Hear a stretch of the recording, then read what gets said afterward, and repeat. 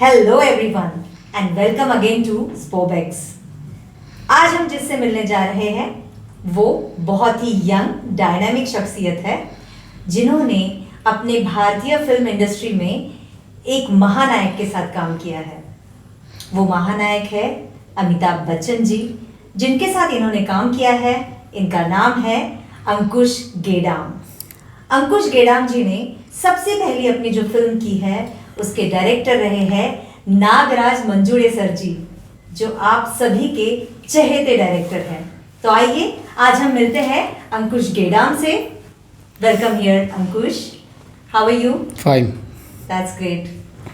अंकुश, हमने सुना है कि आपने इस फिल्म इंडस्ट्री में जब कदम रखा जी, तो आप एक अलग ही बैकग्राउंड से बिलोंग करते हैं, मतलब फिल्मी बैकग्राउंड से बिलोंग नहीं करते जी हैं। जी। तो क्या आप बताना चाहेंगे कि आप किस बैकग्राउंड से बिलोंग करते हैं? सबसे पहले हम शुरुआत करेंगे कि आपने एजुकेशन कहाँ से किया है? देखो, सब में पहली बात तो ये है कि मेरा एजुकेशन 12th तक हुआ है। फर्स्ट ईयर मैं 3 बार फेल हुआ। उसके बाद अच्छा। क्योंकि मेरे को पढ़ाई में इंटरेस्ट नहीं था तो मैंने फर्स्ट ईयर 3 बार फेल हुआ। खेलने के लिए मैं 3 बार एडमिशन किया, वहाँ से स्पोर्ट्स सीखा, खेला। अच्छा, स्पोर्ट्स करते जी, थे आप? और मेरा एथलीट है? जी एथलेटिक्स से फुटबॉल, हॉकी, बेसबॉल ये सब खेल चुका हूँ मैं। बट मतलब फुटबॉल आप अभी लेवल तक खेल चुके हैं? ये स्टेट लेवल तक खेला हूँ, स्टेट डिस्ट्रिक्ट तक खेला हूँ फुटबॉल सिर्फ। ओके। उसके बाद मेरा एम था कि बचपन से एक एम था कि मेरा 12th पास करना है मेरे को, और एक पुलिस भर्ती देना है, क्योंकि पुलिस की एक ऐसी नौकरी है जो बिना डोनेशन दिए लगती है। तो मेरा एक एम था कि मेरे को गवर्नमेंट जॉब चाहिए था, वही एक जॉब है। नहीं तो हर जॉब में पढ़ना पड़ता था क्योंकि मेरा दिमाग पढ़ाई में लगता नहीं था। और पुलिस की ऐसी भर्ती है कि जो मतलब शरीर से लेके अगर जी, जी। आपका अच्छा कसकसाव शरीर है तो आप वहाँ पे भर्ती जी। हो सकते हैं। हाँ। बट यही आप पुलिस ऑफिसर के लेवल में जाते हैं तो शायद हमको ज्यादा पढ़ाई की और ज्यादा जी। ध्यान देना पड़ता है। अगर एक कांस्टेबल बढ़ता तो उसके बाद में पढ़ाई करता था जी। अपर लेवल जाने के लिए, बट वहाँ पहुँचा नहीं मैं। गलती से मेरी ट्रैक दूसरी तरफ चली गई और मैं फिल्म इंडस्ट्री में आ गया। फिल्म इंडस्ट्री में कैसा, मेरे को इंटरेस्ट तो कुछ भी नहीं था। अच्छा। मेरे घर में 20 साल के बाद टीवी आई। जब मैं 20 साल का हुआ तब मेरे घर में टीवी आई। वो टीवी कैसे आई उसकी भी एक कहानी है। चलो बताओ हमको। मेरी दीदी की शादी थी, तो दीदी की शादी में 2 टीवी आई थी गिफ्ट में, जो दहेज में आती है। तो एक टीवी दीदी को गई और दीदी को पता नहीं था कि दूसरी टीवी भी आई है। तो वो टीवी हमने घर पे रख ली। तो वो टीवी हमने घर पे लगाया। फिर उसके बाद मैं फिल्म देखना चालू किया। फिल्म बोलने से वो भी साउथ की फिल्म ज़्यादा देखता था मैं। अच्छा। और ना सीरियल वीरियल ये सब चीज़ में इंटरेस्ट नहीं था, तो साउथ की फिल्म में देखता था। और उसी दौरान मेरे को ऐसे ही करते थोड़ा सा इंटरेस्ट आने लगा। बाय द वे, साउथ की फिल्म क्यों देखते थे आप? साउथ में एक्शन बहुत है ना। Action, yes. वैसे हमने फिल्म में आपको देखा हुआ है और आपकी जो फिजिक है जी। उसे समझ में आ रहा है, क्योंकि फुटबॉल में बहुत ही ज्यादा एंथ्यू वाला गेम है वो। जी, जी। इतना मतलब भागना पड़ता Energy है है। उसमें, और उसमें जो बॉडी अपनी बनती है जी, ना, तो उस किस्म की आपकी बॉडी टाइप तो है ही। तो मुझे ये बताइए कि आपका सिलेक्शन कैसे हुआ यहाँ पे? देखो, ऐसा हुआ ना कि एक बार अपने जो नागपुर में बहुत बड़ा फेस्टिवल रहता गणपति विसर्जन, गणेश जी बैठते, बिल्कुल। तो उसी के लास्ट डे। तो आप नागपुर से हैं? हाँ, मैं प्रॉपर नागपुर से हूँ। उसी के लास्ट डे गणपति का जब विसर्जन था, गणपति जी का विसर्जन था, तो मैं एक डांस कर रहा था। मेरा जो लुक था, स्लीवलेस पहना हुआ था, बड़े बड़े बाल थे, वीक पहना हुआ था, शॉर्ट पैंट पहना था, कैनवास शूज़ पहना था। और मैं अट्रैक्टिव इसलिए करता हूँ क्योंकि इसके पहले मैं 15 अगस्त 26 जनवरी को कहीं भी जाता हूँ तो एकदम अलग लुक करके, क्योंकि मेरे को एक ऐसा है कि कुछ करना है तो एकदम हटके करना है। अच्छा। मैं अगर डांस भी कर रहा हूँ कहीं तो मैं हटके करता, मैं कहीं बैठ रहा भी हूँ तो मैं एकदम हटके बैठता, क्योंकि भीड़ में लोगों की नज़र नहीं जाती। जो अलग बैठता और अलग कुछ अलग करने वाले की नज़र उस पर जाती है, अरे तो एकदम ही अलग है। मतलब पहले से आपको ऐसा लगता था कि मैं हमेशा हटके दिखूं, हाँ, कहाँ पे भी रहूं, पर मैं करके हाँ, अलग दिखूं। मैं कुछ भी चीज़ करूँगा तो मैं भीड़ में लोग उतना नहीं देखते जो अलग इंसान को देखते। जो आप देखते होंगे रील्स वील्स में, कोई या डांसर और एक अलग ही नाच रहा तो लोग उसकी तरफ ज़्यादा नज़र। तो मेरा भी एक ऐसा था कि मैं अगर कहीं रैली में जा रहा हूँ, कहीं जा रहा हूँ, तो मैं ऐसा ड्रेसिंग करता था कि सब लोग देखे, है ना, मेरे तरफ नज़र जाए खुद से। क्या और वो जाती थी। मेरे को ऐसा नहीं कि दिखाने के लिए करता, पर मेरे एक अंदर से वो थी कि मेरे को नहीं ऐसे ही रहना है। तो आपके जो पहले के लुक के कुछ फोटोग्राफ्स होंगे? जी है वो, पर जी, वो हाँ, बहुत अंदर। हम अपने दर्शकों को दिखाना चाहेंगे जरूर। जो भी अंदर है आप थोड़ा सा उसको बाहर निकालिए। बिल्कुल बिल्कुल दिखाएंगे है दिखाएंगे। ना? तो ऐसा हुआ ना कि उसी रात में एक बार एक सर जा रहे थे, जो भूषण नागराज सर के भाई थे, भूषण मंजूड़े, जिन्होंने मेरे को कास्टिंग किया। हाँ। मैं गणपति विषन पे नाच रहा था, उन्होंने मेरी आई वीडियो लिए, फोटो लिए। मतलब सर नागपुर में आए हुए थे? जी। कि वो 1 महीने से घूम रहे थे डॉन के लिए, मेन कास्टिंग के लिए, और बाकी लोगों को उन्होंने चुन लिया था, उनको डॉन नहीं मिल पा रहा था। तो सर की अचानक नज़र मेरे पे गई, और मैं ऐसा नाच रहा था एकदम अलग तड़कता भड़कता एकदम, कि सर की नज़र मेरे पे गई। उन्होंने गाड़ी रोके, रोड के उस पार, फिर वो आए मेरे से छोटी हंडी में फ़ोटो वीडियो नाम पूछे। फिर उसके बाद वो एक तरफ जाके खड़े हो गए। तो सर से हमारा सब बैंड बाजा जो था सब बंद हुआ। उसके बाद मैं सर से खुद जाके पूछा, सर क्या मैं जान सकता हूँ कि आपने मेरी फ़ोटो और वीडियो क्यों ली है? तो सर भूषण दादा मेरे को बोले, दादा बोलता हूँ, भूषण दादा मुझे बोले कि बोले बेटा, बोले मैं एक शॉर्ट फिल्म बना रहे, तो आप ऑडिशन दोगे क्या? मैं बोला हाँ ठीक है, दे दूँगा ऑडिशन। बट उनको मैंने पहले क्लियर कर दिया मुझे कुछ आता नहीं, क्योंकि मैं फिल्में देखता ही नहीं था। तो उसके बाद सर ने मेरे को दूसरे दिन बोले कि आप 11 बजे मुझे मिलो, नेक्स्ट डे 11 बजे मिलो। फिर दूसरे दिन शार्प 11 बजे सुबह उनका कॉल आया मुझे। कॉल आने के बाद मेरे को पूछे ऐसी जगह कहाँ है जहाँ पे ऑडिशन, तो जहाँ पे मैं डांस कर रहा था उसके बाजू में चर्च है, वही स्कूल है मेरी, संत माइकल। उसके बाद उन्होंने ये डिसाइड की ऑडिशन की जगह भी आपको हाँ, बताई थी? तो क्योंकि वहाँ पे स्पेस थी। इंटरेस्टिंग है, हाँ, जी, ये कभी ऐसा होता नहीं है। क्योंकि ऐसा है ना, मेरी स्कूल है वहाँ पे, जी, स्कूल के बाजू में चर्च है जहाँ पे बहुत बड़ा स्पेस है।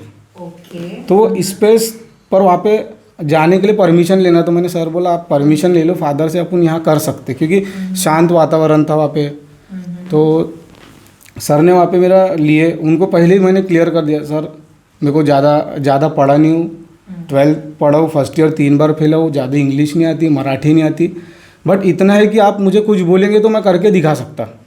तो ऐसी सिचुएशन कॉन्फिडेंस था आपके अंदर? था, थोड़ा कॉन्फिडेंस, पूरा भी नहीं था, पर ऐसा है कि कुछ करना रहा तो मैं कर सकता, कोई भी चीज़ रहे। तो सर ने मुझे ऐसे ही बोले कि दारू पीने की कर सकते क्या? मैं बोला हाँ वो तो मैं कर सकता। तो बोले लड़की छेड़ने की, हाँ वो तो बहुत अच्छे से आती है, कॉलेज में वही करते थे। तो उसके बाद बोले सारी बेसिक ओरिजिनल चीजें पूछे आपसे जो पूरी। आप कर सकते हैं। फिर उसके बाद तो मेरे को करने लगा है, बोले दारू पीने की, तो दारू पीने की एक एक्टिंग कर दिया। अब वो प्रॉपर जमा नहीं जमा मुझे नहीं पता, बट मुझे जितना आया मैंने वो किया। उसके बाद लड़की छेड़ने की ऐसा हुआ कि उन्होंने अपनी वाइफ को मेरे सामने खड़े कर दिए, और मुझे ये नहीं पता था कि वो उनकी वाइफ है। मैंने हाँ मैंने उनको इतना गंदा छेड़ा तो उनको वो पसंद आ गया, इन्हें छेड़ दिया मैंने, जो कॉलेज में रहता था जो छेड़ दिया। फिर उसके बाद सर ने मेरे को बोले एक सिचुएशन देता हूँ, बोले देखो। तो मैं बोला ठीक है दीजिए। तो बोले तू क्रिमिनल है, मेरे को एकदम से डायरेक्ट बोलते तू क्रिमिनल। मैं बोला सर मैं क्रिमिनल नहीं हूँ, क्योंकि मैं मारा पीटी चोरी चारी में तो रहता नहीं। तो बोले नहीं, बोले सिचुएशन रख रहा हूँ बोले तेरे सामने। तो बोले तू क्रिमिनल है, ये कॉलेज का गेट है, गेट के अंदर स्कूल के स्पोर्ट्स के सर है, उन्होंने तेरे को बुलाया, और चौकीदार तेरे को अंदर जाने नहीं दे रहा, और वो चौकीदार बने थे भूषण दादा, जिसने हाँ जो नागराज सर के भाई है। अब उन्हीं के साथ ऐसा सीन भी था कुछ पिक्चर हाँ में, फिल्म का ही सीन था वो, पर बट मुझे नहीं पता था ना उस टाइम। उसके बाद उन्होंने मेरे को सीन करा, मैंने वही सीन में ऐसा किया ना तो उनकी गच्ची पकड़ लिया था मैंने। तो उसी टाइम सर ने फ़ोटो क्लिक किए, प्रोफाइल पिक्चर जो बोलते हैं, प्रोफाइल पिक्चर, डायरेक्ट सर को मैसेज करिए अन्ना डॉन भेटला। क्या और बात है। मुझे उस टाइम भी नहीं पता था कि मैं डॉन। उसके बाद इवन मैंने सैराट भी नहीं देखी थी। जब फिर मुझे बताया कि हम सैराट टीम से है, फिर मैंने वही सर का जो शॉट है आखिरी का, जो पत्थर मारते हैं आखिरी में, जो मर्डर वाला सैराट, तो वो सीन मैंने 50 बार देखा। तब मेरे को यकीन हुआ हाँ फिर ये। फिर उन्होंने मेरे को बोले थे एक महीने बाद बोले आपको बुलाएंगे बोले। फिर 1 महीने बाद सर आए, नागराज सर। अब मैंने सैराट तो नहीं देखी थी, बट गाने तो सुना था सैराट के। तो सर आए, मेरे को एक टोरवोटल होटल में लेके गए, टोरवोटल करके होटल है वारदा रोड पे, वहाँ लेके गए। उन्होंने बोले मेरे सामने को एक रूम में बिठाया था, डर भी लग रहा था। और जो ब्लेड की जो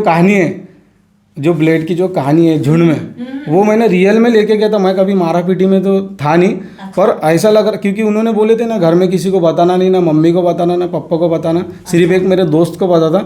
तो मैंने लेके गया था पर निकाला नहीं था और बताया भी नहीं था। तो क्या हुआ, मेरे को एक होटल में लेके गए, उन्होंने मेरे को एक जगह बिठा दिया, उन्होंने लैपटॉप दे दिया, उसमें से बोले इसको पहचानता क्या, उसको पहचानता क्या। और मेरे को डर भी लग रहा था कि लोगों ने बिठा दिया सर है करके। सर दूसरे रूम में तो पता ही नहीं मुझे। फिर पौन घंटे बाद मेरे को सर के रूम में भेजो, वहाँ देखा सर को तो मैं एकदम से शॉक्ड हो गया, यार पहली बार कोई सेलिब्रिटी को देख रहे तो एकदम अलग है, मेरी आवाज़ ही नहीं निकल रही थी उनके सामने। मतलब आपका ये कहना है कि नागराज मंजुळे सर का आपने कभी मूवी देखा नहीं, हाँ। जब सैराट के गाने सुने थे, फिर भी आपको उनके देखने के बाद ऐसा लगा, मतलब उनका ऑरा ही अपने आप में इतना जबरदस्त होगा कि क्योंकि उनके बारे में सुना था मैंने कि वो हर फिल्म में नेशनल अवार्ड लिए, और उनको झिंगाट जो गाना है उन्होंने उनका लुक अलग ही था। और वो मेरे सामने एकदम से, मतलब इतना बड़ा सेलिब्रिटी भाई पहली बार देख के थोड़ा हाथ पैर कांपने लगे मेरे, और उनके सामने मेरी आवाज़ भी लड़खड़ा रही थी। तो फिर उन्होंने मुझे पानी पिलाए, बैठो बोले, समझाए। तो फिर उन्होंने मेरे को एक क्वेश्चन किया, बोले अगर 1 महीने के लिए अगर उन्होंने आपको एकदम कंफर्टेबल वो ऐसा लग नहीं रहा था कि भाई डायरेक्टर है। जब बात शुरू हुई ना तो नॉर्मल इंसान लग रहे थे वो, और वो चीज़ उनकी बहुत अच्छी है। मैंने सुना है ऐसे कि जो बड़े शख्सियत होते हैं ना जी, उनकी यही खासियत होती है जो हमको भी सीखने के लिए प्रेरित करती है। बिल्कुल डाउन टू अर्थ है वो। यस, एकदम सही बोला। Please proceed. तो उसके बाद मुझे उन्होंने बिठाया, पानी उन्हीं पिलाए, और फिर मुझे बोले कि मेरे को पहले ही बोले थे कि घर पे नहीं बताना। मतलब ठीक है, घर पे नहीं बताएंगे। तो बोले अगर तुमको 1 महीने के लिए अगर पूना आना पड़ेगा तो आ सकते क्या, बोले। मैं बोला हाँ आ सकता। बोले घर पे क्या बताऊँगे। मैं बोला बोल दूंगा पुलिस एकेडमी में जा रहा है, क्योंकि मैं पुलिस के प्रैक्टिस के लिए मैं कहीं पे भी 15 दिन 20 दिन जाता था, तो घर वालों को पता था। तो फिर बोले 2 महीने के लिए आना पड़ा, तो मैं बोला ठीक है आ जाऊँगा। बोले 3 महीने के लिए आना पड़ा, तो मैं बोला ठीक है आ जाएंगे। तो ठीक है बोले आपको कॉल करेंगे। फिर मेरे को बैठा के 1-2 सिचुएशन दिए उन्होंने, वहाँ पे भी करने लगा। तो वहाँ पे किया हूँ मैंने। अब वो सर को पसंद आया नहीं आया पता नहीं, पर सर ने बोले थे तू कर लेगा।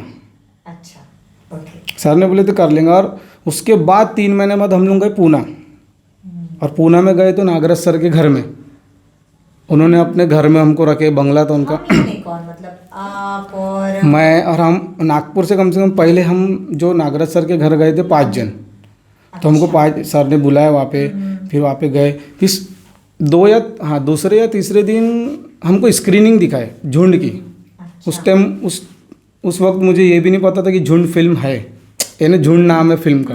तो हमको स्क्रिप्ट दिखाया और बोले नरेशन दिए उन्होंने, कि बोले नरेशन है, इसमें 5 जन बैठे थे, मैं और एक बाबू और नागपुर से जो 5 जन गए थे वो, और फैंड्री का एक हीरो जिसको नेशनल अवार्ड मिला, सोमनाथ अवगड़े, वो अरबाज, और बाकी लोग थे। ये 5-6 जन मिलके हमको स्क्रीनिंग कराए, नरेशन दिए। तो सर ने बोले ये स्क्रीनिंग करो, बोले देखो, बोले इसमें किसको कौन सा रोल सूट होता है वो बताना, बोले उनको। अच्छा, हाँ वो 3 घंटे का ना, मुझे अकेले को नहीं, हम 5-6 जन थे। अच्छा। वो भी बंदे थे वहाँ पे, उनको भी बोले। तो पता नहीं था कि मेरे को इतनी हमें स्टोरी दे के 3 घंटे की दिखाए। उसमें इंटरवल भी हुआ, टी कॉफ़ी का भी टाइम हुआ। जब फाइनल पूरी होने के बाद सर ने बोले किसको कौन सा रोल सूट होता वो बताओ, बोले। अब मेरे सामने तो एक नेशनल अवार्ड लड़का बैठा है, जो सैराट में काम किया है, सलिया बैठा है। तो मैं अपने ऊपर मैं कैसा बोलूँ कि भाई मैं हूँ। तो मैंने उन लोगों का नाम ले लिया, मैंने सोमनाथ का नाम ले लिया, क्योंकि नेशनल अवार्ड बनता था। तो उसके बाद सब होने के बाद सर ने बोले इसमें लीड रोल, बोले अंकुश तू है। तो मैं शॉक्ड हो गया। और उस टाइम ये भी नहीं, विश्वास नहीं, उस टाइम ये भी नहीं पता था कि विजय बारसे का रोल अमिताभ बच्चन सर कर रहे करके। क्या बात। तो दूसरे या चौथे 5वें दिन हमको अमिताभ बच्चन सर के घर लेके जा रहे थे। हम लोग आधे दूर तक पहुंच गए थे, पता ही नहीं। अच्छा, कि किसके तो भी यहाँ जाना है। वहाँ गए तो आधे रास्ते में कॉल आया कि हाँ कौन नहीं। आधे रास्ते में ये हुआ कि क्या बोलते हैं मीटिंग कैंसिल। तो हम लोग सब वापस आए। अच्छा। फिर जो पूना में सेट बना था, पूना यूनिवर्सिटी में, मुझे तो कुछ एक्टिंग का आता नहीं था, पर मुझे सर ने बहुत सारे काम कराए, वहाँ पे सीखा है, बहुत सारी चीज़ सीखा है। और ऐसा होता था ना जब हमारा खुद सिखाया सर ने, हाँ जी, क्या बात। भूषण दादा ने तो ज़्यादा सीखा है। नागराज सर सिर्फ देखते थे वो कैसा करे, पर नागराज सर का ये था कि ये बंदा करे ना करे मैं करवा लूँगा, और उन्होंने वो चीज़ करवाई। तो ऐसा जब ऐसी रिहर्सल होती थी ना हमारी, तो सब लोग बहुत अच्छा करते थे, और मेरा ऐसा था कि मेरा कॉन्फिडेंस जैसा कैमरा दिखा तो मैं भूल ही जाता था, पूरा भूल जाता था मोबाइल में। और अभी भी वो चीज़ होता है मेरे साथ, ऐसे छोटे कैमरे मेरे सामने लाओ ना तो मैं भूल जाता, और वही चीज़ तुम बड़े कैमरे के रखो मैं देखता ही नहीं कैमरा है करके। तो ऐसा होता था ना, मैं खुद को अपने आप को खुद को गाली देता था, यार साले छोटे छोटे बच्चे कर ले रहे, तू क्यों नहीं कर रहा। मैं खुद मिरर था हमारे वॉशरूम में जहाँ सर के घर में, तो वही मिरर में देख के खुद को गाली देता था मैं। मतलब आप कर नहीं पाते थे, बट आपने सोच लिया था कि आपको करना करना है, हाँ। तो इसीलिए वो गुस्से के कारण आप खुद को गाली दे रहे थे। हाँ कि तू क्यों नहीं कर रहा, इधर जो छोटे छोटे लोग जितने भी लोग आए वो कर ले रहे हैं। यानी रिहर्सल के टाइम कोई भी सिचुएशन देते थे, भाई हाँ तुम एक स्क्रिप्ट बनाओ, एक स्टोरी बनाओ, वो सर के सामने पेश और करो। अपने आप में बहुत बड़ी बात थी कि आपको लीड रोल मिला है, तो आपको ऐसा लगता था कि आपकी हाँ। जिम्मेदारी बढ़ गई, या फिर आप ओवर बर्डन तो नहीं थिंक करते नहीं, थे, नहीं। या प्रेशर तो नहीं आता था आपको? प्रेशर नहीं आता था, सर ने वैसे कभी कोई चीज़ के लिए मेरे को चिल्लाया नहीं कि देखो नहीं हाँ आएगा आएगा, अच्छा। इससे और बेटर होऊंगा, पर ऐसा नहीं बोले देखो आ ही नहीं रहा, ऐसा किसी ने नहीं बोले। बट उनके जो ये मोटिवेशन जो मोटिवेट किए उन्होंने, तो वो बहुत अच्छा था। उसके बाद मैं अपने आप को गाली देता हूँ ना, तो बहुत बार ऐसा लास्ट जब शूट चालू होने के लास्ट डे तक ऐसी हुआ, जब मेरा शूट चालू हुआ वो सब हो गया, 6 महीने का ब्रेक हो गया, उसके बाद काम रुक गया, मैंने पुलिस भर्ती छोड़ दिया, 2016 से मैं उनके साथ था। तो फिल्म आई, यानी शूट चालू होने वाला था, तो स्टे लग गया फिल्म में, बहुत सारी प्रॉब्लम आई फिल्म में। तो फिर 6 महीने के लिए नागपुर आ गया, तो बहुत परेशानी में, ना कुछ इधर का रह गया ना इधर, ना पुलिस भर्ती के लिए वापस जा सकता, पूरा जो पढ़ा था। पहले मेरे को मराठी नहीं आती, जब मैंने पढ़ के पेपर बनाया था फिल्म का, यानी मराठी का, अच्छा पुलिस भर्ती के लिए। अच्छा। तो ऐसा हुआ ना कि मैं यहाँ से भी टूट गया, वहाँ से भी टूट गया, ऐसे कुछ रिप्लाई नहीं आ रहा। फिर एक दिन ऐसा हुआ कि सर ने मेरे को कुतुब दादा ने कॉल किए, वहाँ का पूरा काम रुक गया था, 2 बार हमारा अप डाउन हुआ, 3। सॉरी, कौन से दादा? कुतुब दादा जो मेन एडिटर है झुंड के। अच्छा। तो उनका एक दिन ऐसी कॉल आया कि बोले ऐसी कोई जगह है क्या, बोले कि जहाँ पे रेलवे ट्रैक, स्कूल, ग्राउंड। तो मेरे को फट से क्लिक हो रहा है, अपने घर के सामने तो सेंट जॉन स्कूल है और बहुत बड़ी स्कूल है, उसके पीछे कुआं है, कुएं के पीछे ट्रैक है, बड़े ग्राउंड है। तो उनको सिर्फ नाम बताया, उन्होंने गूगल में सर्च किए और उनको वो चीज़ पसंद आ गई। तो वो था ना कि जो स्टोरी नागपुर की है वो नागपुर में होना था, और वो नागपुर में ही छोड़ी, वो ऐसी हुआ। तो ये पूरी पिक्चर नागपुर में बनी है? 80% तो नागपुर में बनी। तो नागपुर में शूट हुआ, उनको पसंद, फिर उनके साथ बहुत सारी हेल्प मैंने भी किया, वो लोग आए उनके साथ कास्टिंग के लिए, कुछ कास्टिंग मैंने भी किया हो, है ना, कुछ लड़कियाँ, है ना, प्रॉपर नहीं किया, बट जो लग रहा था सर की हेल्प किया मैंने। उनको लोकेशन बहुत सारी जगह साथ में घूमे हम लोग, 1 महीना में सर के साथ घूमा।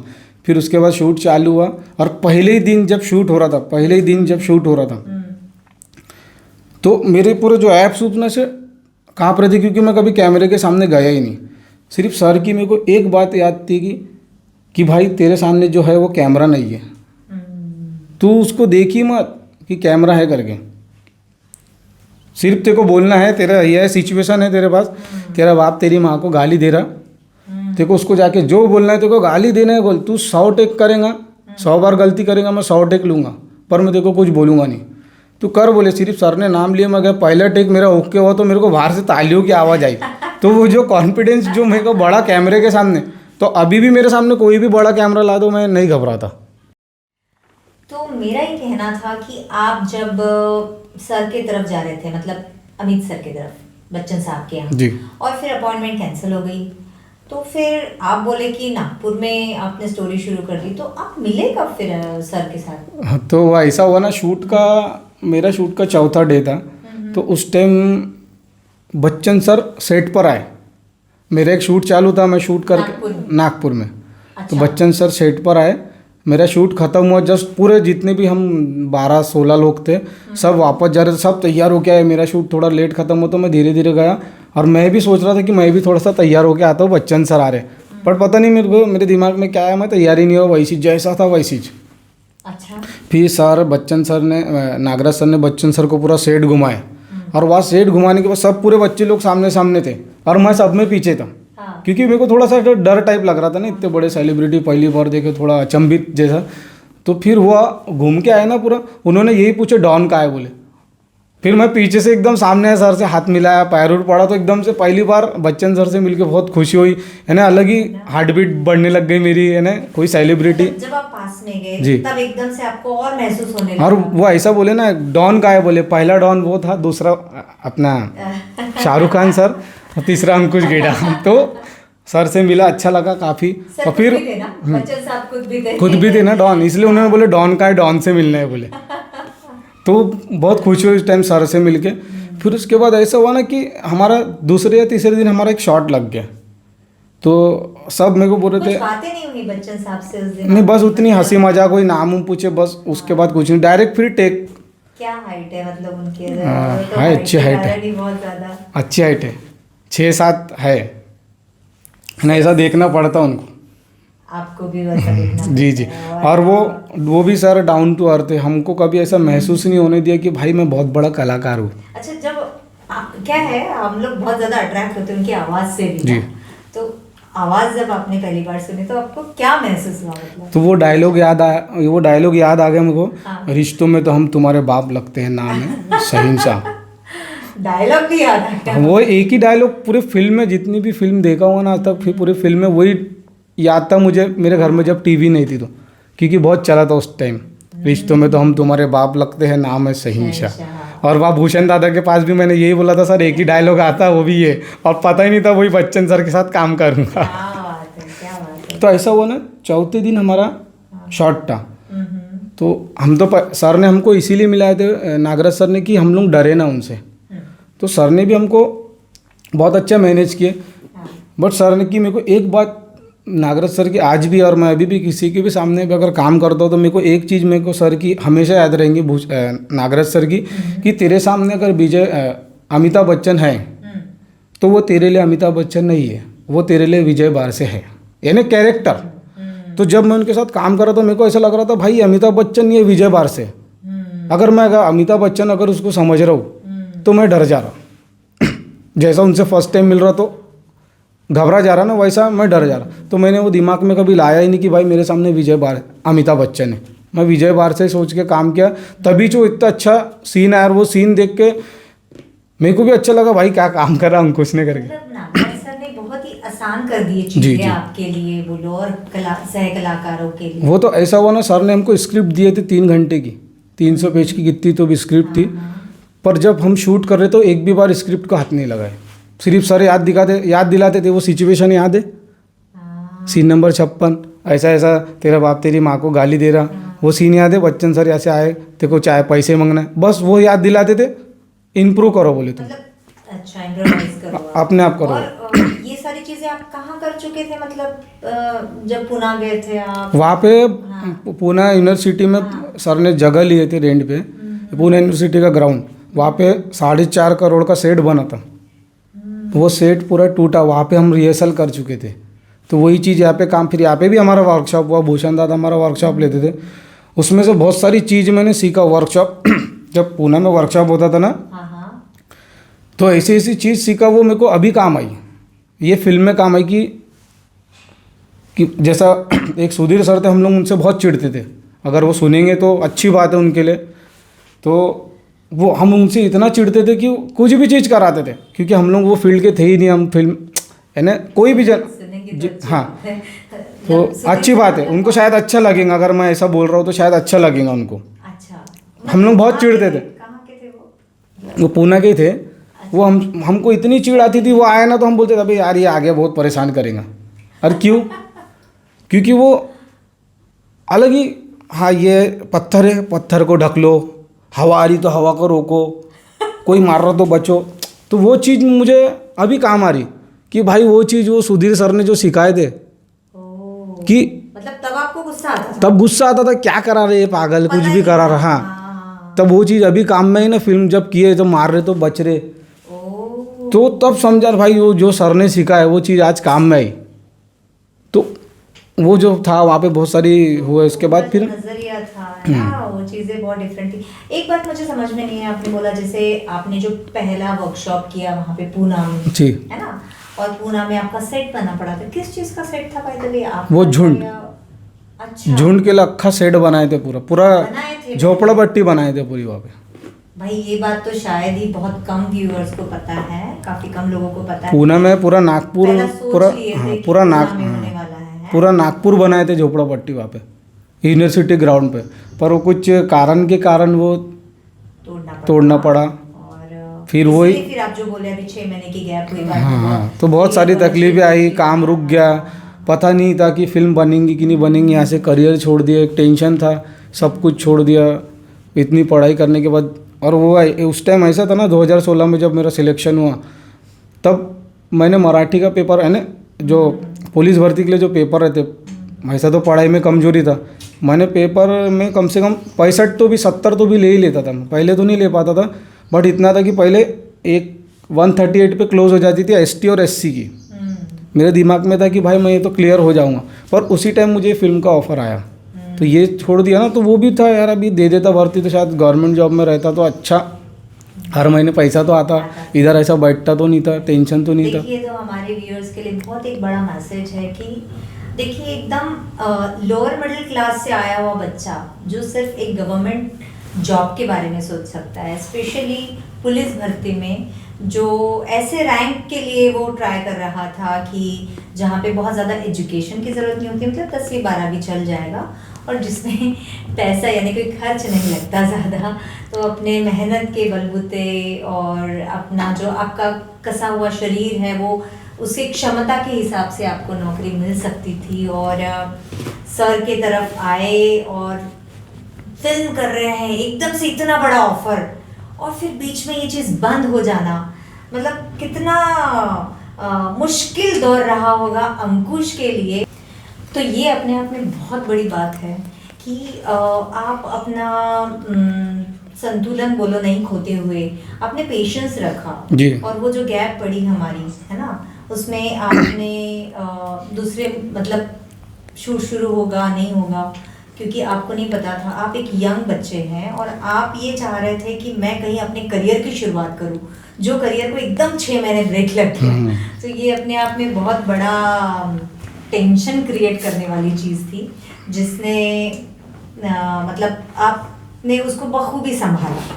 ठीक है, तो हम ये पूछना चाहेंगे कि आपका जब आपने जैसे बताया अमिताभ बच्चन साहब के साथ आप डायरेक्ट फिल्म में मिले जी, है ना, और आपने ये भी शेयर किया हमसे कि उनके साथ आपकी पहली मुलाकात है वो कैसी रही।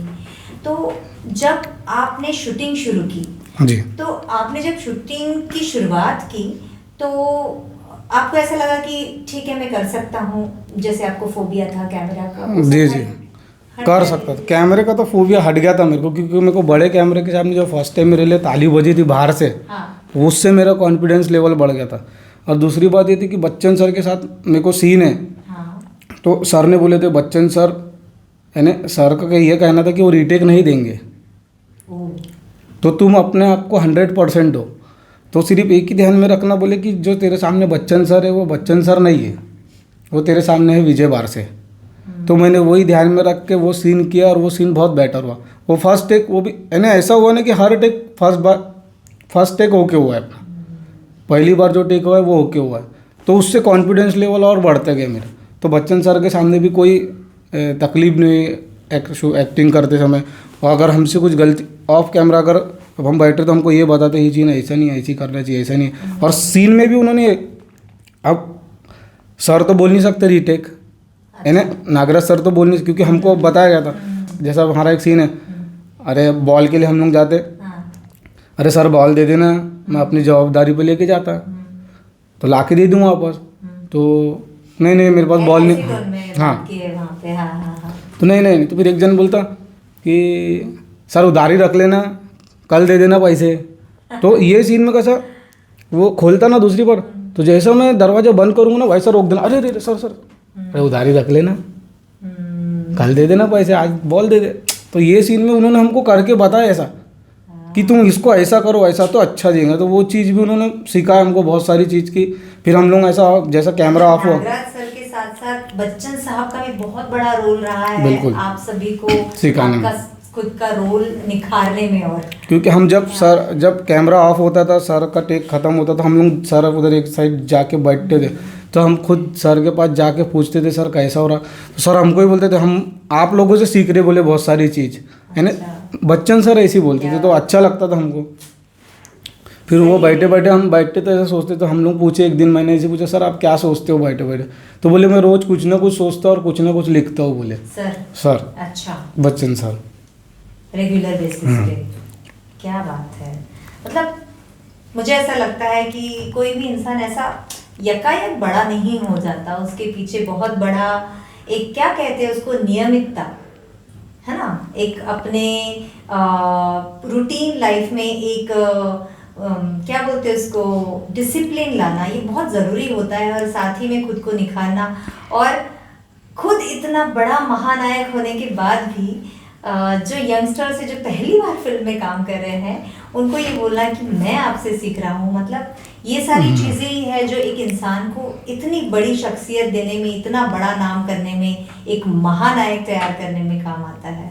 यस अंकुश, तो आप हमें ये भी बताएं कि साथ ही में आपने ये जो पूरी फिल्म की है, जैसे नागराज सर ने तो हेल्प किया आपको, बच्चन साहब ने भी की, भूषण सर ने की, और एक सर जो बोल रहे थे कि जस्ट पत्थर को धक्का लगा, और क्या नाम, सुधीर कुलकर्णी सर है।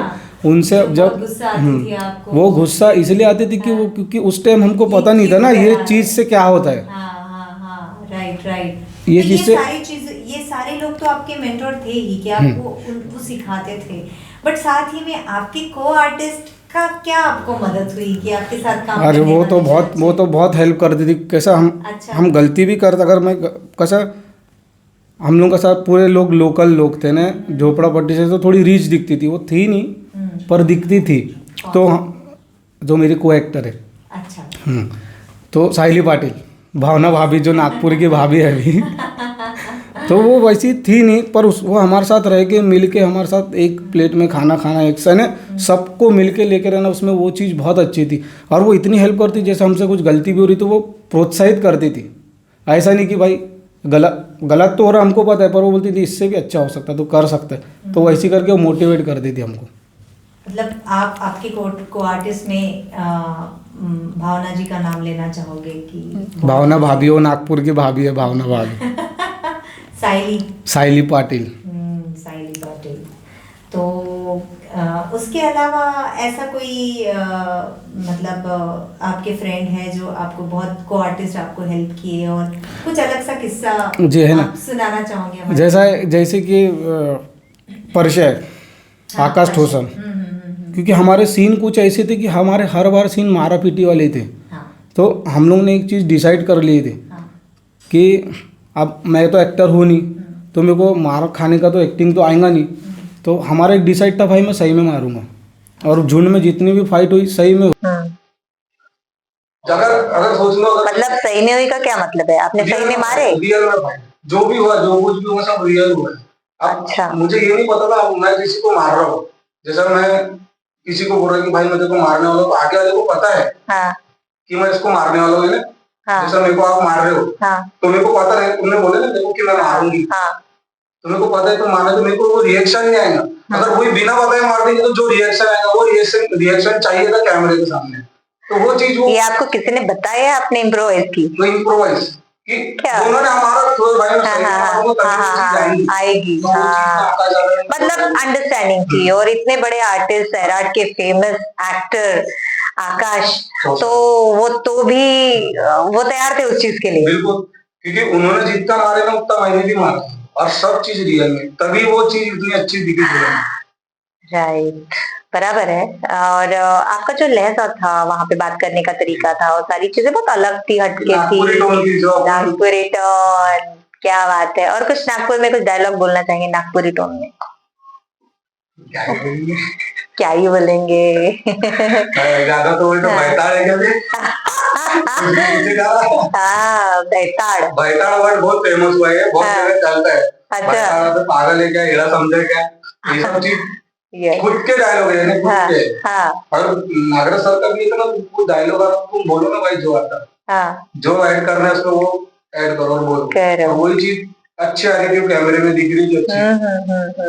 ओके, मैंने भी झुंड मूवी देखी है और मुझे भी बहुत अलग लगा, क्योंकि हर एक मूवी में अपनी एक जो स्क्रिप्ट होती है उसकी अपनी एक लैंग्वेज होती है अलग से। और नागपुर वासियों के लिए ये बहुत बड़ी गर्व की बात है कि नागपुर की भी टोन ले रहे हैं, उसमें हिंदी ले रहे हैं, और उस फिल्म में ऐसा कुछ बनावटी नहीं, जो नेचुरली आ रहा है वो।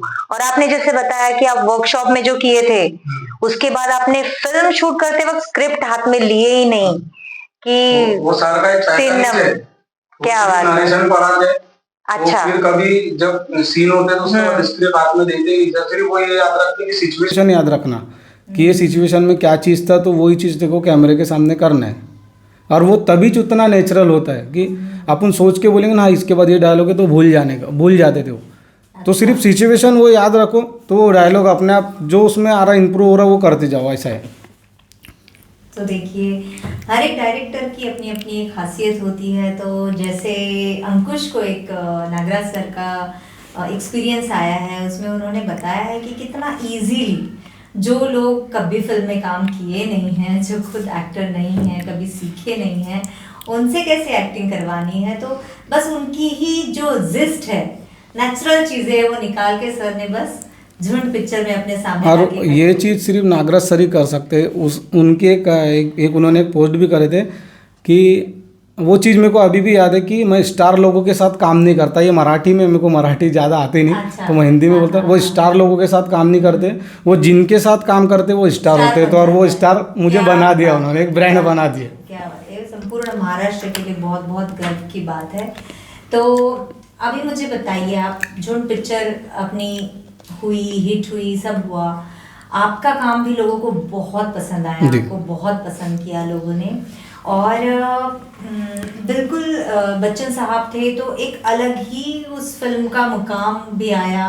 मंजूरे सर ने की थी वो पिक्चर, तो उसका एक अलग पिक्चराइजेशन और डायरेक्शन हमारे सामने आया। बहुत अच्छे एंगल से एक हमको स्टोरी दिखाई पड़ी, एक अच्छा मैसेज। हाँ, मैसेज गया बहुत। वो मैसेज ऐसा है ना कि है ना, बच्चन सर का एम यही था कि जो बच्चा क्रिमिनल है, क्राइम करता, अगर उसको मैं कोई चीज़ में भिड़ाता हूँ तो उसका वो चीज़ से ध्यान हटना चाहिए। वो मोटिव था सर का। तो उसमें बहुत एक अच्छा। बोले कि आप क्रिमिनल नहीं, तो क्रिमिनल कौन था? क्रिमिनल है ना फिल्म में है ना बहुत, जैसा अभी आप सुन रहे होंगे कि नागपुर में क्राइम बढ़ गया जी। तो वही क्राइम को दूर करने के लिए बच्चे ने, ये तो बता रहा हूँ मैं, वो फिल्म की स्टोरी ऐसी कि जो बच्चा नशा करता उसको उससे मुक्त करने के लिए कहीं तो भी उसको कुछ तो भी काम दे, जैसा डांस हो गया, फुटबॉल हो गया, जो कुछ भी हो गया, उसमें उसको फंसा के रखो ताकि उतने समय पे, जितने टाइम पे वो नशा करता वो टाइम पे वो प्रैक्टिस करेंगे तो वो चीज़ उसके ध्यान में नहीं आएंगी। वो चीज़ वो नशा नहीं कर उतने देर के लिए, भले बाद में कर रहा तो, पर समझ लो 4 घंटा अगर वो फुटबॉल को दे रहा है तो उतनी देर तो नशा नहीं कर रहा हो, तो उससे उतने देर मुक्त रह रहा हो। ऐसे बच्चन साहब का क्या ये फिल्म का ऐसा वो मोटिव था ना, मोटिव था कि मतलब जो अपने कोच रहते हैं जी जी, है ना, बारसे सर जी, है ना, तो उनका ये मैसेज रियल में था। हाँ, रियल जो आपको दिखा, और वो रियल में किए ना उन्होंने। उनके बहुत सारे, उनका एक वो भी है, उनका काम ही ओरिजिनल जी। तो मतलब ये दिखाने की कोशिश वहाँ पे की गई ऑब्वियसली, क्योंकि उनके और बहुत सारे लोग झुंड देख के बहुत सारे लोग सुधरे भी। क्या बात है। बहुत सारे लोग देख के फुटबॉल खेलना चालू करे, नशे करो। जो झुंड के जो लोग थे, जो जितने भी कैरेक्टर थे, सब रियल में नशा करते हैं। और मैं एक बंदा था जिसने जो नशा नहीं करता था, फिल्म में सब किया। तो अभी झुंड पिक्चर जब रिलीज हुई उसके बाद काफी नेम फेम मिला है आपको, राइट जी, और शायद आपको कुछ अवार्ड भी मिला है, उस बारे में भी हमें कुछ बताइए। और साथ ही में ये जो आपका इतना नाम हुआ है, तो लोग किस तरीके से, मतलब पहले कैसे देखते थे, अभी कैसे देखते हैं आपको, कैसे बिहेव करते हैं आपके साथ, या फिर ऐसे कुछ चीज़ें हुई है आपको जो आप एक्सपेक्ट नहीं करते थे और एक नेम फेम होने के बाद वो होने लगी? जी जी जी। जैसे आप पहले बोल रहे थे कि मैं कहीं पे भी जाऊँ मूवी करने के पहले, तो मुझे ऐसा लगता था कि मैं हट के दिखूँ, या ऐसा ही मैं हमेशा अपना आउटफिट रखता था, हमारा आपका लुक रखते थे आप। तो फिर इस पिक्चर के बाद क्या हुआ, मतलब ऐसे? देखो, इस पिक्चर के बाद तो बहुत सारा, पहली बात तो बहुत सारा लोगों का प्यार मिला, जनता का बहुत सारा प्यार मिला। अच्छा। और उसके बाद मैं कहीं पे भी जा रहा हूँ तो मेरे को फर्स्ट प्रायोरिटी मिल रही कोई भी चीज़ में, कि मेरे काम जैसा मैं पुलिस स्टेशन जा रहा कोई भी काम से तो मेरा काम पहले हो रहा। अगर मैं कहीं जिम जा रहा तो मेरे को नाम से मेरे को वो चीज़ के ना झूठ के वजह से मुझे ऐसी ऐसी चीज़ मिली जो मैं चीज़ नहीं कर सकता था। जैसे जो चीज़ के लिए मुझे पैसे लगते आज है ना, पहले पैसे लगते थे वो चीज़ मुझे फ्री में हो जाती। जैसा जिम हो गया, स्विमिंग हो गया। अभी फिलहाल ही मैं अभी हाल ही में अभी हॉर्स राइडिंग सीखा हूँ। तो है ना, झुंड के बाद बहुत सारा प्यार मिला लोगों का, और झुंड के बाद थोड़े से उतार चढ़ाव भी आए। क्योंकि फिल्म रिलीज़ हुई, फिल्म रिलीज़ होने के बाद कुछ महीना बहुत अच्छा गया, लोगों का प्यार मिलने लगा बहुत। फिर एकदम से ब्रेक आ गया ना, उसके बाद ना काम है नहीं अच्छा। कहीं पे काम नहीं कर सकता। अच्छा। और फिर एकदम से ब्रेक हुआ, पैसे नहीं है ना, ऐसा नहीं बोल सकता पैसे नहीं, पर पूरा ही हो गया था ना कि अगर दिखते रहूँगा तो लोगों को बिकते रहूँगा, यानी दिखूंगा तो बिकूँगा। मैं दिख ही नहीं रहा था। एक फिल्म आई और सर ने तो एक ही चीज़ बोले थे, एक बेटा बोले एक फिल्म मिली, ये तेरी पहली सीढ़ी है, दूसरी तीसरी चौथी तेरे को चढ़ना है।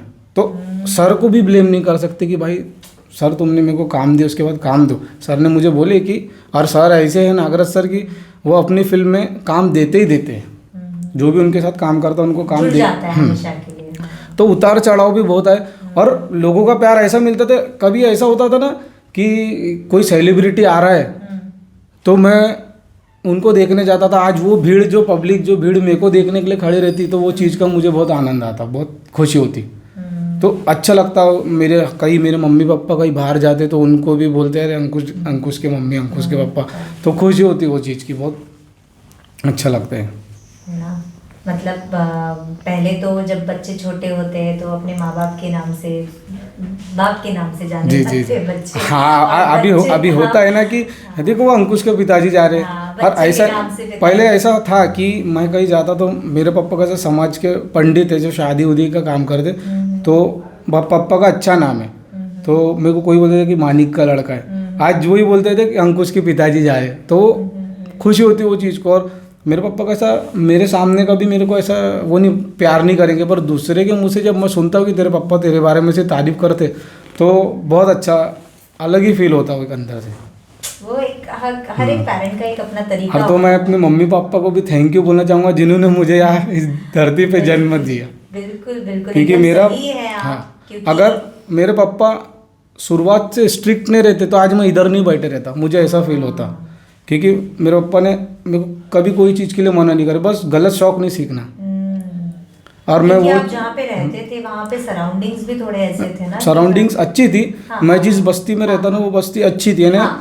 हम मेरे उम्र के जितने भी लड़के सब ऐसे नशा पानी वाले नहीं होंगे, कुछ कुछ पर नहीं है। बट बाकी दूसरी जो एरिया के थे ना, गड्ढे गोदाम बोलने से बहुत बड़ा है ना। तो कुछ कुछ जगह के थे कि नशा करने वाले, बट और हमारे जो जितने भी है बस्ती में, उनमें से कुछ कुछ लोग हैं जो नशा करते हैं, और हमारी बस्ती के लोग में से सिर्फ मैं और ऐसे कुछ कुछ लोग हैं जो नहीं करते।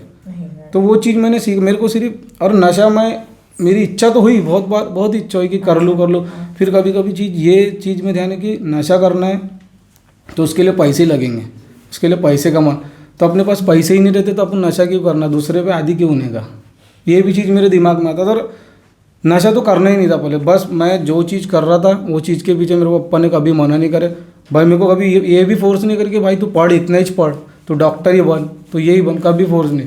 देखो जो करना है वो कर, पूरा फ्री था मेरे घर से, फ्रीडम अच्छा था। और आप इसीलिए ये जो आपके जो सक्सेस है वो मेरे मम्मी पापा का आशीर्वाद है बहुत बड़ा। शायद मेरे मम्मी पापा ने पिछले जन्म में कोई कर्म किए होंगे अच्छे, तो वो मेरे को फल मिला उसका। या फिर आपने किए होंगे। नहीं, मैंने तो नहीं किया, मैं तो कर रहा हूँ अभी, उन्होंने तो करके बैठे तभी तो फल मुझे मिला। अच्छा, ठीक है, ये बात तो सारी माइथोलॉजी की है। बट हम आपसे ये पूछना चाहेंगे कि अभी आप बोले कि उसके बाद ऐसा भी दौर आया कि उतार भी आए काफ़ी, है ना। उसके बाद ऐसा लगा आपको कुछ चांस मिला है, मतलब उसके बाद क्या था, उतार चढ़ाव। उसके बाद मुझे एक दिन रात में सर का मैसेज आया, नागराज सर का, कि फिल्म फेयर में तेरा नाम नॉमिनेशन हुआ। तो मैं नॉमिनेशन हुआ, मेरे को नागराज सर का मैसेज आया रात में 12:02-4 पे मैसेज आया कि फिल्म फेयर में तेरा नॉमिनेशन में तेरा नाम आया। तो मैं खुश हो गया, मैंने ऐसे रैंडमली सर को मैसेज कर दिया कि sir thank you so much, आप जो कुछ भी हो आपके कारण मिला। तो उसके बाद दूसरे दिन मुझे फिर से सर को कॉल करे सर ने कि तेरे को मुंबई आना पड़ सकता बोले फिल्म फेयर के लिए। तो मतलब ठीक है, काहे से आएंगे हम लोग, बस ट्रेन, मतलब सर 16 घंटे बस से लगते, 14 घंटे ट्रेन से लगते। तो सर ने मुझे फ़्लाइट की टिकट भेजे। उसके पीछे भी एक कहानी है। एक लड़की है, उसका नाम नहीं लूँगा, समझ जाएंगी। तो वो लड़की ने मेरे को इतनी हेल्प करी, मेरे को ऐसा लग रहा था कि इतने 1 साल में जो मेरे को ब्रेक मिला, वो लड़की मेरी बहुत बड़ी फ़ैन है। अच्छा। यहाँ की नहीं, बाहर की बहुत बड़ी फ़ैन है। अच्छा। वो लड़की जब से आई तो ऐसा उसने मैसेज करी मेरे को कि मैं मिलना चाहती हूँ आपसे, मैं आपकी बहुत बड़ी फ़ैन हूँ, तो अगर हम आपको कोई चीज़ अगर देना चाहो तो आप लोगे क्या? तो मैं से मेरे घर का काम चल रहा था, काम रुका, तो मैंने ठीक है बोल दिया। तो वो लड़की ने मेरे को मैसेज करी, मैंने उसको जवाब दिया और मैं उससे मिला। और जब से वो लड़की मिली तब से मुझे फिर मेरे को ऐसा लगता कि वो लड़की जो थी मेरे लिए पॉजिटिव एनर्जी थी, यानी पॉजिटिव चीज़ आ रही थी मेरे से। सब अच्छा होने लगा वापस, जो दुख थे वो सब एक साइड चले गए। और ये जब से लड़की से मैं बात, यानी गर्लफ्रेंड नहीं है मेरी, वो फ्रेंड है, शादीशुदा है। जरूरी नहीं है कि बॉयज गर्ल्स जो होते हैं वो फ्रेंड है वो।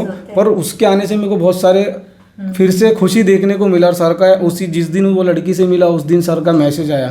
फिर लड़की ने मेरे को बोली दूसरे दिन की, बोले मेरे को आज फिर से मिलना है। बोला ठीक है, क्योंकि मेरे घर का काम रुका था, घर का कंस्ट्रक्शन का काम चल रहा था, तो स्टे लग गया था उसको, तो रुका था। तो मैं बोला ठीक है, अभी ये कुछ नहीं कर रहा तो इसके साथ घूम लेता है ना, चले जाता। तो वो फॉरेन से आई थी, बाहर से। तो उससे मिलने के बाद दूसरे दिन फिर से मेरे को सर का मैसेज आया कि तेरे को आना ही पड़ेगा। तो मेरे को खुशी हो गई यार, ये लड़की फिर तीसरे दिन मैंने बोला कि मेरे को मिलना है, बोला फिर तीसरे आपको ऐसा लगता है वो लड़की कि गुड लग हाँ ये मिल रहा था मैं इससे, तो मेरे साथ अच्छी चीज़ हो रही थी। अच्छा। और उसके बाद ये हुआ ना कि मैं फिल्म फेयर अवार्ड के लिए मेरा नॉमिनेशन है, तो मेरे को मुंबई जाना था। फ्लाइट की टिकट कर थे, फ्लाइट की टिकट थी 9:16 पे कुछ, और वो डिले हो गई 11:20 पे कुछ, तो भी डिले हो गई। और ये लड़की मेरे को सुबह छोड़ने आई वहाँ पे सुबह। और ऐसा हुआ ना कि एकदम से फिर डिले हो गई, शाम को 6 बजे की फ्लाइट, और शाम को 7 बजे का मेरा शो फिल्म फेयर का अवार्ड फंक्शन। तो क्या करना, मुझे फ्लाइट का उतना कुछ समझता नहीं। वो लड़की ने फ्रेंच में बातें करी उससे कि ऐसा रिक्वेस्ट करी कि ऐसा ऐसा इसका काम। वो लड़की ने अपने पास से 9,000 भर के मेरे को टिकट करवा के दी, और इमरजेंसी एग्जिट, हाँ नहीं फ्लाइट वही थी, बट जो मेरे को वहाँ से टिकट आई थी ना, वो टिकट कैंसिल करके, क्योंकि डिले हुई थी, तो उन्होंने सब करे। पर एक्स्ट्रा जो 9,000 अभी भरना था, वो लड़की ने अपने जेब से भर के मेरे को वहाँ भेजी। और मेरे को वो बोल ही रही थी कि बोले मेरे को ऐसा लग रहा अंदर से तुमको मिलेगा ऐसा। और मुझे नहीं पता था ना, क्योंकि जब फिल्म फेयर अवार्ड के लिए मैं पहुंचा वहाँ पे, तो वो तो नॉमिनेशन में था ना, अभी नॉमिनेशन, 4-5 हाँ नाम थे। 4 लोग थे, 4 लोगों में से मेरे से बड़े कलाकार है भाई, वो लोग ने काम करके बैठे। मैं तो कुछ भी, मुझे पता ही नहीं था कि वो मिलेगा। जैसे ही मुझे पता चला फिल्म फेयर में, जैसे मेरा नाम आया, मैं ऐसा अरे बाप रे, मेरा क्या एकदम उठ के गया ना, मैं एकदम अलग ही फील, और डर भी लग रहा था, क्योंकि सामने सलमान खान सर ने पहले बोले 10 सेकंड के ऊपर कोई नहीं बोलेगा मुझे, तो मेरे को एक तरह से अच्छा भी लग रहा था, माइक से तो पहले डर लगता था। तो 10 second hi hello thank you so much बोल के आया। पर ऐसा हुआ ना, जब मेरा नाम हुआ तो मेरे को वहाँ पे 20 मिनट रोका दिए, 10 सेकंड का 20 मिनट को रुका दिए। ऐसा हुआ तो सर स्टेज पे गए, मेरा नाम लिए फिल्म फेयर अवार्ड के लिए, कि मेरी हार्ट बीट पूरी भर गई, क्योंकि मैंने इतनी सेलिब्रिटी को कभी देखा ही नहीं था एक साथ। वहाँ पे सभी को देख लिया मैंने, और सभी देखते अपने सब मैं देख रहा था नजर, हम सब सेलिब्रिटी है मुझे, और मैं उनको देखा ही नहीं, क्योंकि मैं उनको देखता तो माइक में बोल ही नहीं पाया था। तो मैं हवे में देख रहा था, पूरा हवे में देख। सर बोले मेरे को, सलमान खान सर बोले कैसा लग रहा? बोला डर लग रहा, क्योंकि डर ही लग रहा था। बोले डर मत। फिर उन्होंने 10 मिनट रुकाया। उसके बाद उन्होंने एक ऐसी चीज बोली कि जैसे कि शो के स्टार्टिंग में मैंने बताया था कि आज कुछ नया होने वाला है, तब मेरी और हार्ट बीट बढ़ने लग गई कि यार नया क्या कराते, मेरे को क्या डांस कराते कि फिर ऐसा बोले। फिर एक लड़की को बुलाया, वो भी बेस्ट डेब्यू मारी थी इसमें, वो लड़की को बुलाया। अच्छा। फिर उसके बाद एकदम से ये हुआ कि उनको फिल्मफेयर के साथ वरना मिली मेरे को गिफ्ट पाके हुंडई की तरफ से। क्या बात है। तो मैं तो शौक क्यों कि फिल्मफेयर के साथ भाई मेरे को कार मिली, और क्या जो मेरा सपना था, सोचा भी नहीं था कभी लूंगा करके, वो चीजों के गिफ्ट मिली, तो बहुत खुशी हुई। सर को थैंक यू बोला। और बाकी फिर और मेरा ड्रीम हीरो था, क्या बोलते अपना नवाजुद्दीन सिद्दीकी, मैं सिर्फ कोई सर से, क्योंकि वहाँ पे इतना स्ट्रिक्ट था ना, वहाँ पे किसी से मिल नहीं सकते थे, फोन यूज नहीं कर सकते थे। अच्छा। तो मैं वो सर से मिला बस, और किसी से नहीं मिला। और वहां से घर आया तो बहुत मजा। घर में भी नागपुर में जब एंट्री किया, नहीं पहले तो सर के घर पे गया, नागरा सर के घर पे बुलाए थे, उन्होंने मुझे मिठाई खिलाया। उसके बाद जोशी सर, जितेंद्र जोशी सर, उन्होंने मेरे को बहुत सारे 4 से 5 शर्ट गिफ्ट करे, है ना। हाँ, गिफ्ट करे, तो उनके साथ टाइम स्पेंड किया। फिर उसके बाद जब नागपुर आया, तो नागपुर में मुझे पता ही नहीं कि इतना बड़े उन्होंने प्रोग्राम मेरा सत्कार उत्कार किए, बढ़िया घुमाए। तो नागपुर की जो पब्लिक है ना, और खुश हो गई। तो ऐसा है ना कि नागपुर में पहला film fair Rajkumar Hirani sir ने जो लाए थे पहला। जी जी, वो तो बॉलीवुड का दूसरा अंकुश गेडार ने लाया। निस्संदेह आपकी जो झुंड की जो मूवी थी या स्टोरी थी आपकी, और कंप्लीट जर्नी थी, ये सभी के लिए बहुत ही बड़ी प्रभावशाली एक कहानी है। तो इसके बाद आपकी मतलब अभी कोई मूवी हुई है हाल फिलहाल, या कुछ प्रोजेक्ट है आपके अपकमिंग, तो हमारे साथ साझा करें। पिछले मैंने एक फिल्म किया जिसका नाम है मिशन पैंथर, 1970 की स्टोरी है, और उस फिल्म के डायरेक्टर है शैलेंद्र बागड़े साहब। उनके साथ मैंने काम किया। इसमें मेरे कैरेक्टर है, जिस कैरेक्टर का नाम है जॉन, बहुत ही जॉली कैरेक्टर है। अच्छा। वो फिल्म में मुझे काम करके मजा आया। कुछ मराठी कुछ हिंदी मेरे डायलॉग थे, और उस फिल्म के जितने भी लोग हैं सबके साथ मुझे काम करके मजा आया। और इसके बाद और प्रोजेक्ट है। ये जो फिल्म आपने अभी की है पैंथर, मिशन पैंथर, इसके बारे में कुछ थोड़ा बहुत ऐसी चीजें जो आपको जहन में है, जो मजेदार है, कुछ चीजें ऐसी जो हम हमारे साथ आप शेयर करना चाहते हैं? ऐसे डायलॉग ही बहुत सारे डायलॉग है जो मेरे को जहन में, जैसे कि वो एक डायलॉग था कि क्या है चिकने, वो तो मेरे को भूल ही गया। तो इसमें मेरा एक डायलॉग था, जॉन किसी को भूलता नहीं और भूलने वाले का नाम जॉन। क्या तो है, 1-2 डायलॉग ही थे। और बहुत सारी चीज, जैसा फाइटिंग मास्टर जो आते हैं, उन्होंने ऐसी चीज सिखा है कि जैसा अपन फिल्म में देखते हैं ना, वो फाइटिंग को कितना समय लगता है, वो जो फाइटिंग मास्टर थे वो 10 मिनट में पूरा सीन क्रिएट करके देते थे। और अपने डांस के लिए एक स्टेप थी जो सीखने के लिए मैं कई साल लग गए ना, आए ही नहीं मेरे को। जब वो मतलब वहां पे भी आपने फाइटिंग की हुई है? जी जी जी, मार खाया, मारा भी। तो उसमें जो थे क्या, जो अपना डांस कोरियोग्राफर थे, उन्होंने इतने जल्दी सिखा दिए वो स्टेप 1 2 3 1 2 3 करके, जो मैं एक स्टेप थी जो मैं कभी सीख ही नहीं पाया था, वो सर लोगों ने सिखाया, तो मैं पट से सीख गया। अच्छा, इतने अच्छे कोरियोग्राफर थे, है ना। मतलब हम जल्द ही आपको स्क्रीन पे देखने वाले हैं मिशन पैंथर के स्वरूप में, है ना। एक कैरेक्टर का नाम है आपका जॉन, राइट? या तो फाइटिंग भी देखेंगे, आपका डांस भी देखेंगे, हमको बहुत मजा आएगा। और हम देखना चाहेंगे कि जून के बाद अभी आपका कैरेक्टर कैसा है और आप कैसा कर रहे हैं। और जो वहाँ के कुछ ऐसे आर्टिस्ट या डायरेक्टर, उनके साथ के कुछ पल आपको हमारे साथ शेयर करना हो तो?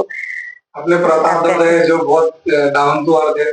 प्रताप दादा जो दोस्त जैसी रहे, उन्होंने जिसने मेरे को लुक चेंज किया। अच्छा, मेकअप दादा उनसे बहुत ज्यादा फ्रेंडली थे। अपने हमारे जो आर्टिस्ट थे साथ में, जैसे कैलाश दादा हो गए, और अपने जयश्री ताई, जानवी ताई, जो किरण मैडम है, उनके साथ भी बहुत अच्छे बिताए हुए पल, काफी मजा आया ना, साथ में काम करके मजा आया उनके साथ, और अच्छा भी लगा। और सब में क्लोज तो मैं, मेरे दोस्त है जो जिसने बिरयानी में काम किया, अपना अशोक, फिल्म में जो अपने पैंथर का है, आसिफ करके लोग हमारे बहुत घर बंदूक बिरयानी। तो उसमें तो हम रूम पार्टनर थे, तो हम दोनों साथ में बहुत एंजॉय करे, काम के टाइम पे काम किए। और मेरे से बहुत सारी गलतियां भी हुई उस फिल्म में, गलतियां भी, गाली भी सुना, और हुआ जो भी हुआ ठीक ठाक। किससे गालियां सुनी? सुन लिए मतलब क्या। बहुत सारी बातें, मतलब गालियां सुन के कुछ सीखे आप, या फिर जबरदस्ती किसी ने गालियां दे दी? जबरदस्ती तो मेरी गलती होंगी और मेरे साथ गलत हो रहा होगा, वो चीज मेरे को पसंद नहीं आ रही होगी, मेरे को जो चीज चाहिए था वो चीज नहीं मिली मेरे साथ, इसलिए मैंने कुछ ज्यादा बोल दिया।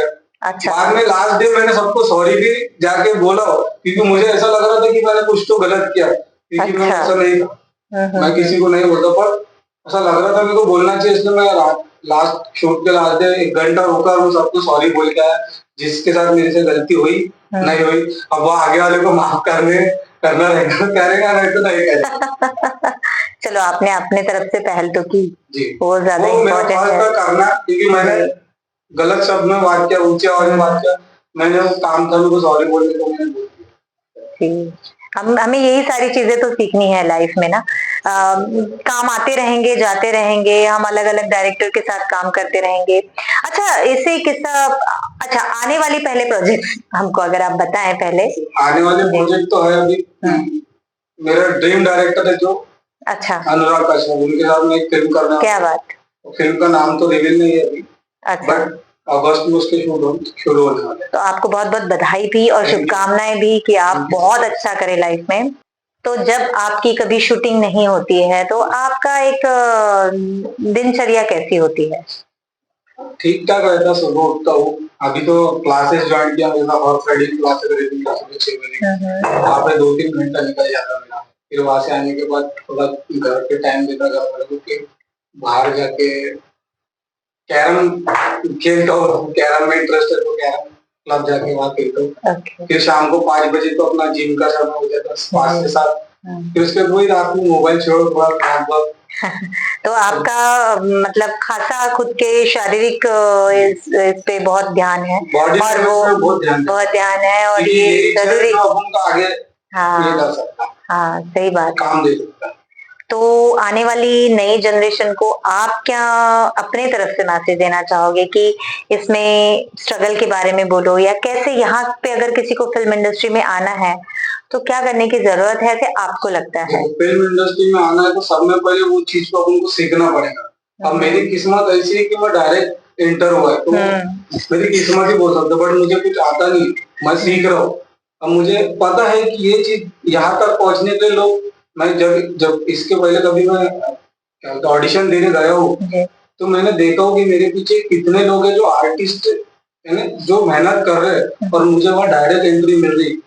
तो वो चीज मैं बोलना चाहूंगा कि पहले सीख लो। मैंने तो कुछ नहीं सीखा, मेरे को डायरेक्ट वो चीज मिल गया है, तो इस चीज के लिए बहुत मेहनत लगती है। वो सब मैंने जब देखा था मुझे रियलाइज हुआ कि भाई ये इतने 300 की लाइन में जो खड़े लोग कितने देर से खड़े, और मैं डायरेक्ट एंट्री कर रहा। तो ये लोग ने, मुझे वो लगता है कि इतनी तकलीफ उठाना पड़ता है, इसलिए पहले ही क्लासेस लगाओ, सीखो। जब मैं थिएटर आर्टिस्ट नहीं किया हूँ तो लोग थिएटर करो, जिसको जो भी चीज में, जैसा किसी को फुटबॉल में इंटरेस्ट है तो वो उसी में फोकस करे, किसी को पढ़ाई में है, किसी को पायलट बना, तो जो एक एम पकड़ के रखे अपना, वो एम में अपन फोकस करना चाहिए, तभी जो बंदा आगे बढ़ेगा, बंदा या बंदी जो भी। तो क्या हम एक साथ दो चीजें कर सकते हैं, मतलब दो प्रोफेशन रहे कोई, तो 2-3 प्रोफेशन अगर हम कर सकते हैं, या एक ही चीज करना चाहिए? क्या क्या कहना है इसके ऊपर आपका? देखो, अगर आदमी में टैलेंटेड है तो 2-3 क्या 10 चीज कर सकता है एक साथ, और जैसा मेरे में नहीं है उतना, पर मेरे को जो करना है वो मैं पूरा परफेक्ट करता हूँ, और वही चीज करता हूँ। मैं तो एक ही चीज करता हूँ परफेक्ट, और वो करना है परफेक्ट। अरे जिसमें टैलेंट है वो कर सकता है 2-4 चीज। मेरा बात चलो, आपसे तो बहुत मजा आया बात करते हुए। कुछ ऐसी कविता या कुछ ऐसी चीज आप हमें थोड़ा बताना चाहेंगे, आपको याद हो इस पूरे जर्नी के दौरान आपने ऐसी कुछ चीज सीखी हो जो आप शेयर करना चाहेंगे? सीखी तो नहीं हो, बट मैंने एक नागराज सर की कविता मुझे याद है जी, जिसका नाम है भटक्या है। भटक्या म्हणजे भटकना। तो वो ऐसा है, 4 लाईन की एकदा भटकता भटकता, एकदा भटकता भटकता मीनं स्वतःला झोपलेले पाहिले। एकदा भटकता भटकता मीनं स्वतःला झोपलेले पाहिले, पाहिले की मी स्वप्नात आहे, पाहिले की मी स्वप्नात आहे, स्वप्नात पाहिले की मी भटकतोय। ओके, नागराज सर की पोएम है ये मुझे बहुत पसंद है, कविता है। हाँ जी। आप इतने बड़े आर्टिस्ट के साथ काम तो किए हैं, साथ ही में आप फिर से मुंबई गए फिल्म फेयर लेने के लिए, है ना? तो ऐसा कुछ मौका आपको आया कि आप किसी के घर जाके किसी बड़े आर्टिस्ट के साथ मुलाकात हुई है?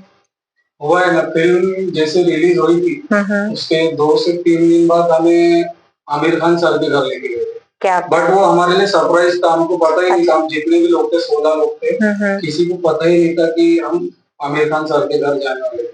वहां जाके हमको बहुत देर, 6 बजे से हम गए थे। सर फिल्म देख रहे थे अंदर हमारे, अच्छा। स्क्रीनिंग घर पे। और हम हमारे जब रेशम का फिल्म खत्म हुआ, झूठ जैसे हमारी एंट्री हुई अंदर, तो मैं पहली बार देखा तो सर को देख के शॉक पे हो गई कि क्या लगा सर पसंद है ना, क्योंकि उनकी बहुत सारी उन्होंने रो दिया हमको देख के भाई। उन्होंने एक चीज बोले थे भाई, जो हमको बोले 24 साल लग गए काम करने, तुमने वो फिल्म में एक ही फिल्म में कर दी। तो वो चीज सर का वो चीज सुन के मुझे बहुत खुशी हुई कि अब मैंने जो आखिरी लास्ट जो सीन किया वो सीन देख के भी मुझे ऐसा लगता था कि भाई तूने काम किया, बट मुझे ये नहीं पता था कि मुझे फिल्म फेयर मिलेगा नहीं मिलेगा, पर काम किया बस।